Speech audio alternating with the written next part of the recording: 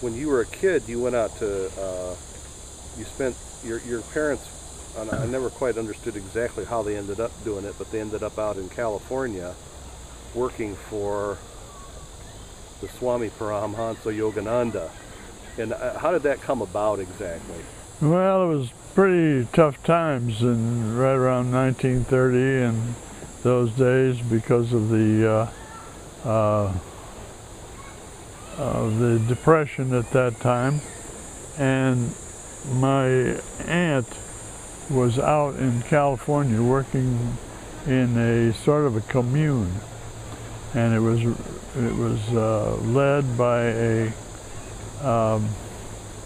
Swami, and she said, well, if you come out here, we have probably a job for my dad and mother. My mother could be the bookkeeper, and my father could be a helper and teach yogi and live at a very big, it was kind of a mansion there that the Swami had accumulated from donations of monies from early Hollywood stars. And so he was a teacher of yogi and Eastern religion. And my dad got kind of interested in it. And my mother wasn't too interested. She just went along for the ride. And as an early young boy, we spent about 2 or 3 years at that, they called it the center. And there would be visiting yogis come there and teach, and there'd be movie stars that came up to her yogi instructions. And it was sort of a commune, that's what it was. My dad got kind of sick and tired of it after a while because no money was being passed around. And so he tried a venture on the Mississippi River that failed for him and others. It was a matter of these barges. They made barges, and these barges would carry goods up and down the Mississippi River. And he, I don't remember, Dave, do you remember me telling you about that? Mm-hmm. Yeah, and anyway, it failed. And so then they made their way back. Well, they had a falling out with a yogi, Swami Paramahansa Yogananda, and what was that about? I don't know what it was about, but I think it probably involved money, and him being the king, I mean, Swami being the kingpin, and I really think that he was on the gay side, because he'd go away for times and come back, and but my aunt, that's my father's sister, was enamored with him and became a sister in that religion. But anyway, there was a rift, and my father made his way back to Detroit, got a job in the automobile industry again, and we lived there on not my grandfather's farm, but Joe Lewis's farm. We lived on that farm. Joe Lewis, the boxer. Joe Lewis, the boxer, yes. Lived on that farm. My grandfather, Brady, which is my mother's father, managed the farm and did some farm work and milked cows, and it was a 500-acre spread there. And when Joe Lewis bought it from the Weeks, I believe the Weeks Lumber Company,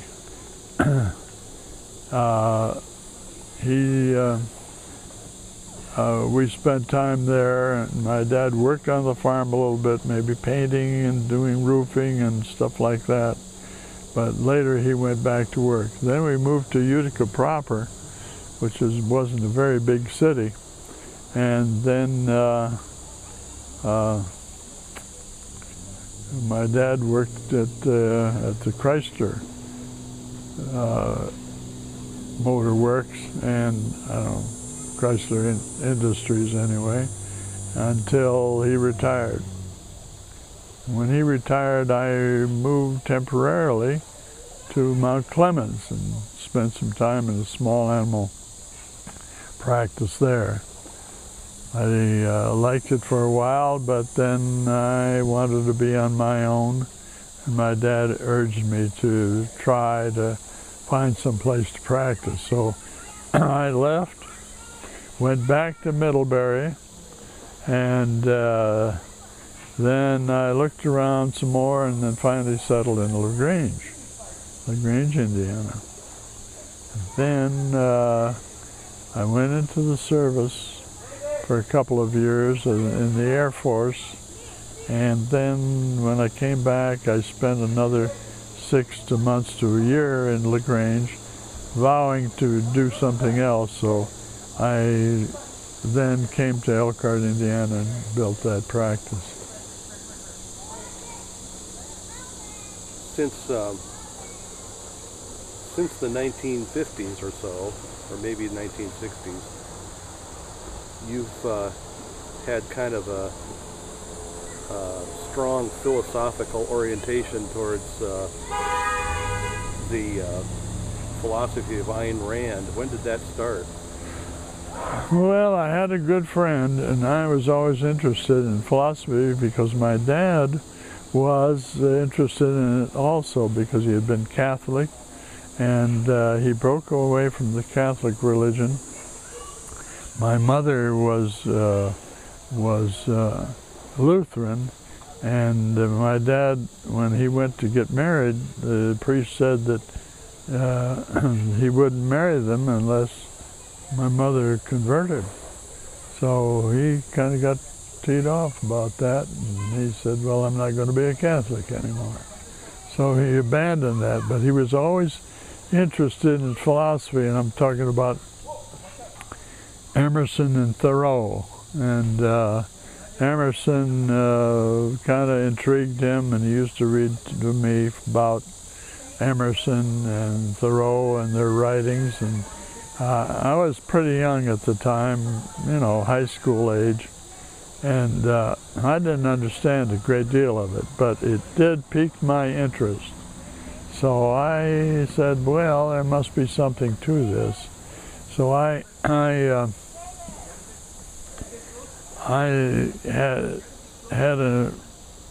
and that interest drew me to, well, I looked at Catholicism, I looked at other writings in the Bible, and I did this and did that, but it was always in the back of my mind. And so I met a friend, a good friend, who was practicing in South Bend. His name was Ray Worley. He said, and I was searching for, a philosophical premise that would help me. And I wasn't really too hot on religion. So he said, why don't you read Atlas Shrugged? And when I read Atlas Shrugged, I think it enlightened my sensibilities, I think, and my interest into following that particular line of rational reasoning. And so from there I became what I'd say is a capitalist. I mean, I had capitalist leanings at that time, and atheistic leanings. The more I got into it, the more I was intrigued, and then I settled on that particular philosophy for the rest of my life. What do you think is the most important thing about it? I mean, if there's one lesson you take away from her teachings or her philosophy, what is it? It's liberty. Liberating your mind to be a person that is free. And that liberty means that capitalism speaks of liberty on a sociological viewpoint, and liberty on a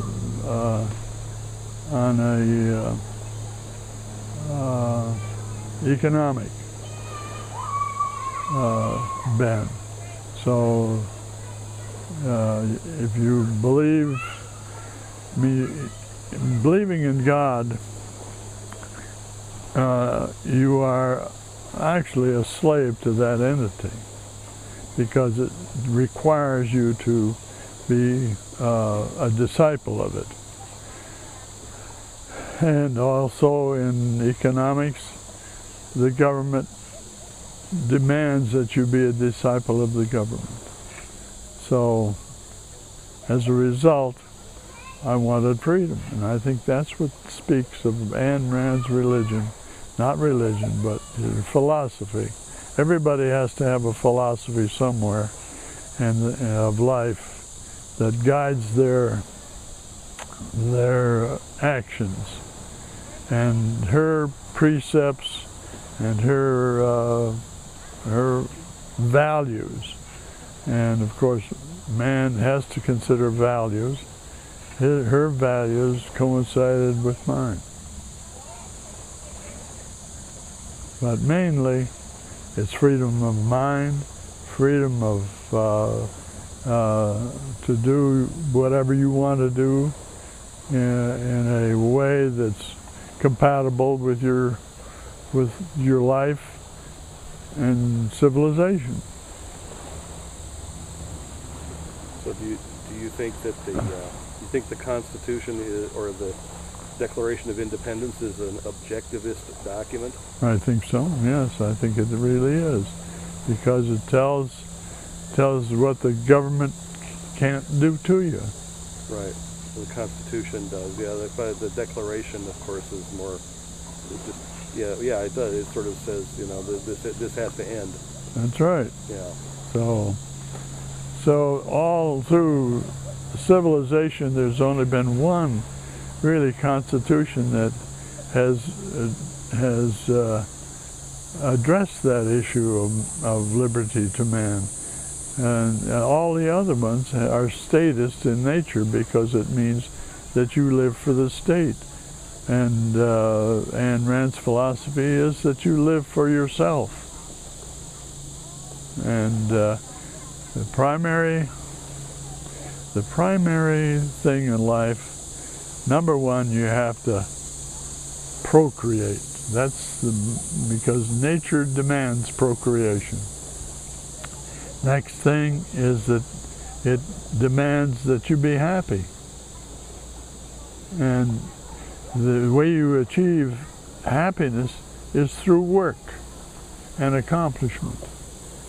You gain self-esteem, and you gain all those attributes or all the conveniences and all the joy of being free.